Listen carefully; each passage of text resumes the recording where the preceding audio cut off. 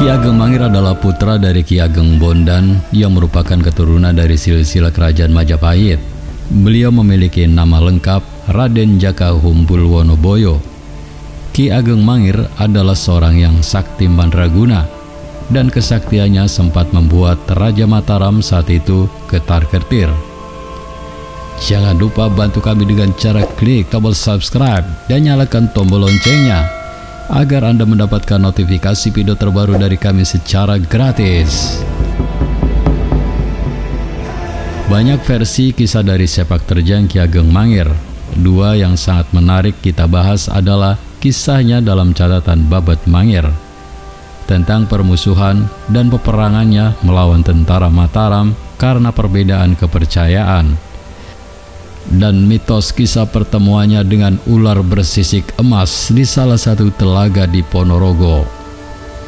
Ia merupakan cikal bakal dari legenda Baru Klinting. Banyak yang mengatakan bahwa Baru Klinting justru merupakan pusaka dari Ki Ageng Mangir itu sendiri. Salah satu pusaka yang dimiliki Ki Ageng adalah pisau sakti. Pisau itu tidak nampak sakti karena bentuknya yang sederhana. Pisau itu memiliki pantangan untuk tidak diletakkan di pangkuan seorang gadis yang masih perawan. Pada suatu hari, pantangan itu dilanggar, dipinjamkan pada seseorang yang bernama Sarinem untuk acara bersih desa. Dengan tanpa sengaja, Sarinem yang masih perawan itu meletakkannya di pangkuannya. Seketika itu, pisau menghilang. Mendapat kabar tentang kehilangan pisau itu dan apa yang sebetulnya terjadi, Ki Ageng segera melamar Sarinem. Hasil dari pernikahan tersebut lahirlah seekor naga yang merupakan penjelmaan pisau sakti tersebut. Ki Ageng dicari-cari oleh si naga yang merupakan anaknya, hingga Ki Ageng harus keluar dari pertapaan karena anaknya itu terus menyerang warga desa. Si naga akhirnya menjelma menjadi tombak Baru Klinting setelah gagal memenuhi syarat ayahnya untuk melingkari Gunung Merapi. Permusuhan Ki Ageng Mangir dengan Panembahan Senopati adalah suatu pengetahuan yang umum. Panembahan Senopati takut kepada Ki Ageng Mangir. Ia takut karena Ki Ageng memiliki pusaka yang lebih sakti daripada apa yang ia miliki. Sebab itu, ia mengutus salah satu anaknya yang bernama Roro Pembayung untuk menggoda Ki Ageng hingga jatuh cinta dan mempersuntingnya.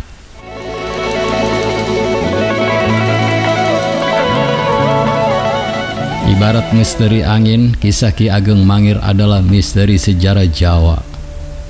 Angin itu mampu berhembus halus hingga tak terjaring. Begitu juga kisah Ki Ageng Mangir yang selalu mengalir dari mulut ke mulut orang Jawa dengan sangat halus yang tak mungkin disaring-saring demi kepentingan politik atau apapun. Seperti halnya keberadaan angin yang tak mungkin dibatasi pada satu tempat, kisah Ki Ageng Mangir mengalir sesuai situasi dan keadaan masyarakat penutur. Pada kenyataannya, ada kisah Ki Ageng Mangir yang selalu hidup di masyarakat, termasuk dalam tradisi tutur. Misteri tragedi Ki Ageng Mangir selalu saja mengundang pembicaraan. Masyarakat Jawa menganggap Ki Ageng Mangir adalah tokoh sejarah yang legendaris, dan mungkin saja Ki Ageng Mangir adalah pahlawan, seperti halnya Pangeran Diponegoro adalah pahlawan buat bangsa Indonesia dan pemberontak buat pemerintah kolonial pada waktu itu. Pada hakikatnya, Mangir adalah sebuah nama tanah perdikan, sedangkan nama asli Ki Ageng Mangir adalah Ki Ageng Wonoboyo yang menjadi tokoh lokal pada tanah perdikan Mangir. Menyebut nama Mangir tidak bisa dipisahkan dari nama Pembayun, putri Panembahan Senopati. Pembayun yang dijadikan penjerat atau tali emas Mangir sebagai musuh Mataram akhirnya justru menjadi istri Mangir.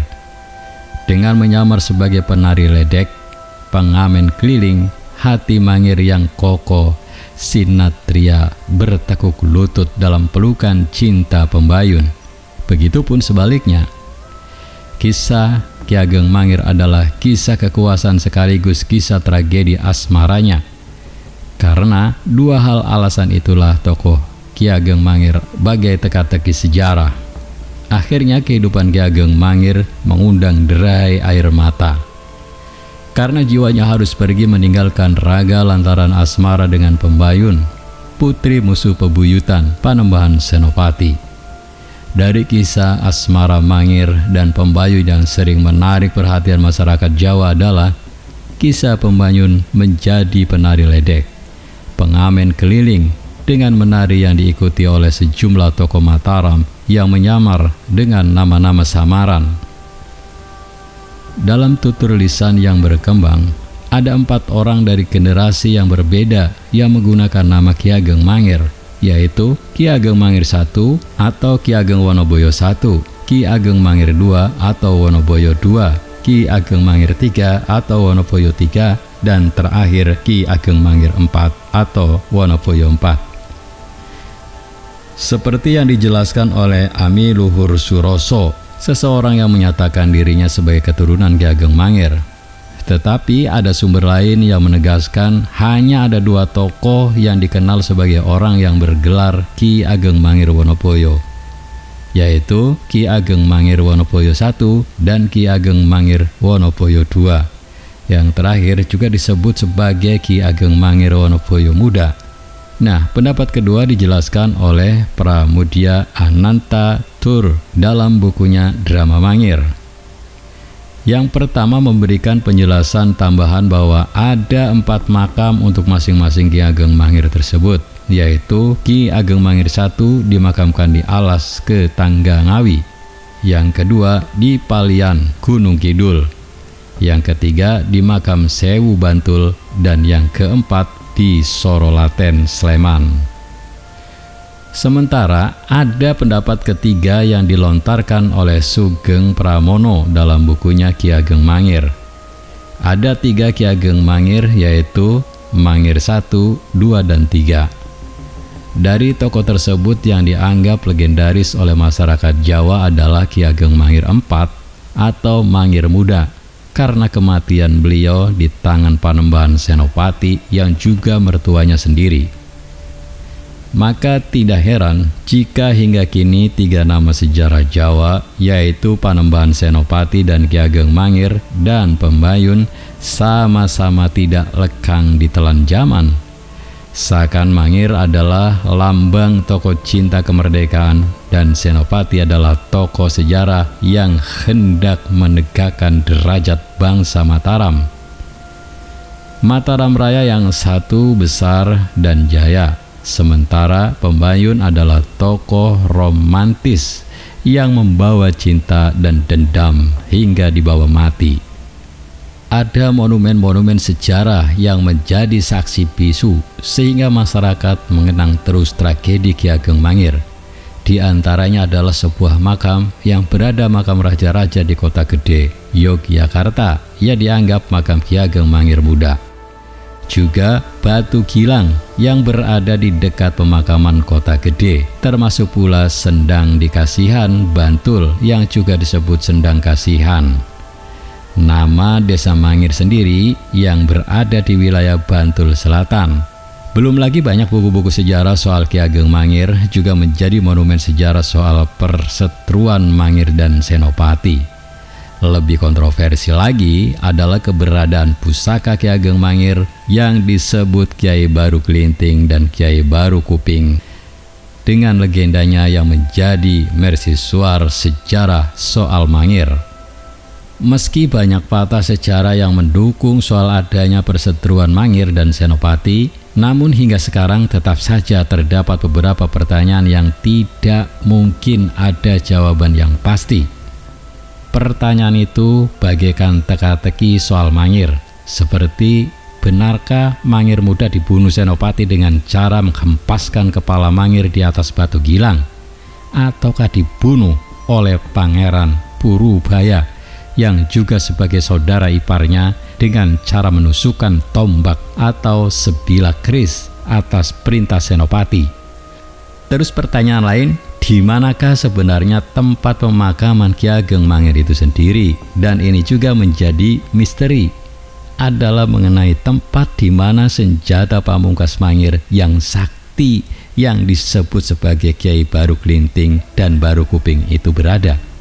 Pertanyaan tidak kalah menarik adalah di mana makam Pembayun yang telah menjadi istri Mangir yang juga putra sulung Panembahan Senopati itu.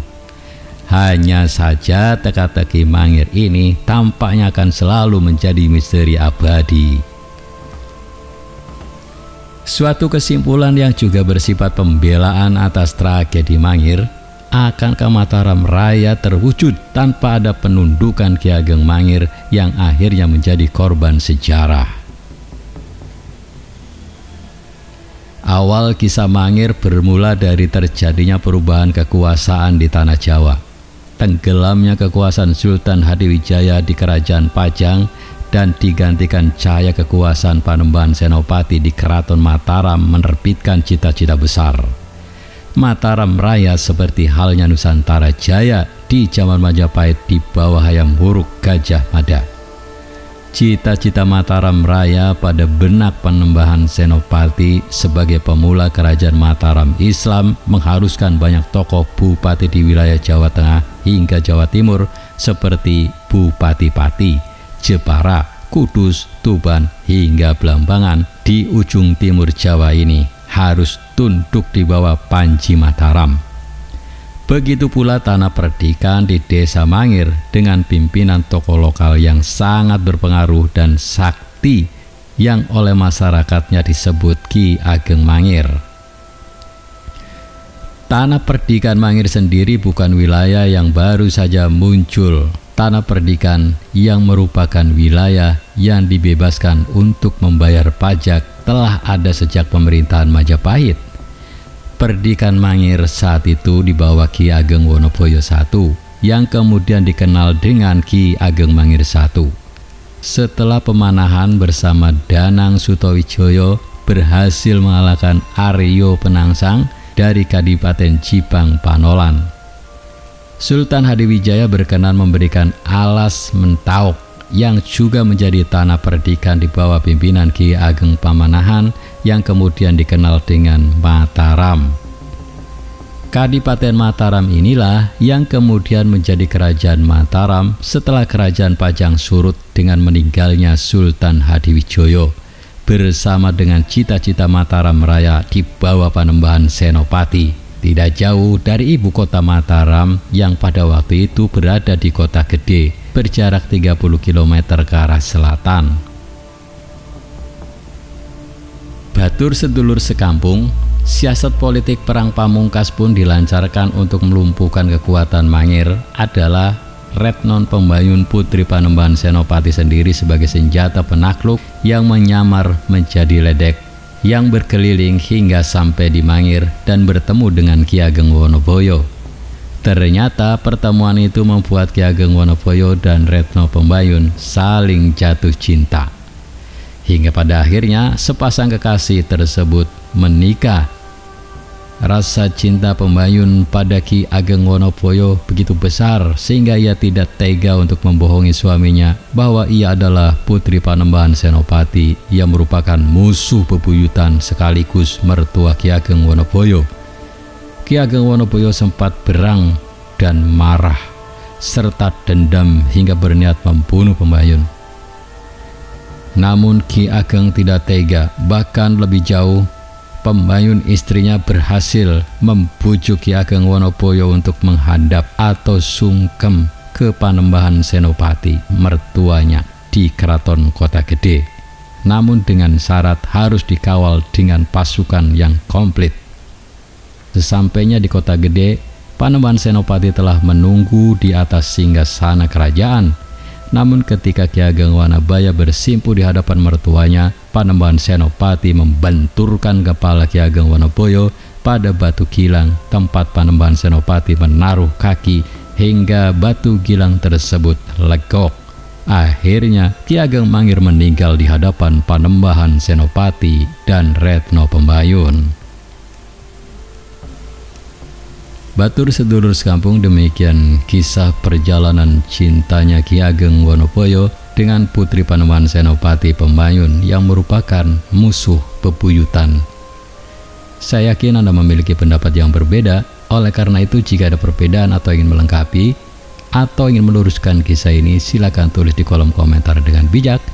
Terima kasih telah menyimak video ini sampai selesai. Jangan lupa bantu kami dengan cara klik tombol subscribe, like, komen, dan share sebanyak-banyaknya.